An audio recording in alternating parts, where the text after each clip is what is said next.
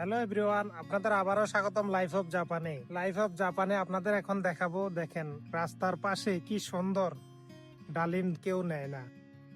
এই ডালিম গাছটি ব্যস্ত রাস্তার ফুটপাতের পাশেই অবস্থিত।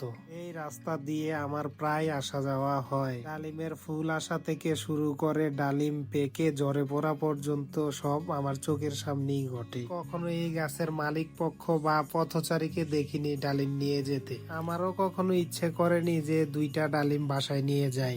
এর মূল কারণ হচ্ছে ওদের নৈতিকতা এবং মূল্যবোধ। এই ব্যাপারটা যদি আমাদের দেশে হতো, ডালিম পাকার আগেই সবাই নিয়ে যেত, মালিক পক্ষ জানতেও পারতো না। আর যার বাগে ডালিম না পড়তো সে সবার শেষে গোড়াটা কেটে দিয়ে যেত। তাই আসুন না আমরা ওদের মতো হয়ে যাই। দুইটা ডালিম নিয়ে খেলে কি হবে এমন? ডালিম নেওয়ার কারণে নৈতিকতা এবং মূল্যবোধ নষ্ট হবে, মালিক পক্ষ কষ্ট পাবে। তাই আসুন আমরা অন্যের জিনিস না ধরে নিজে গাছ লাগিয়ে খাই।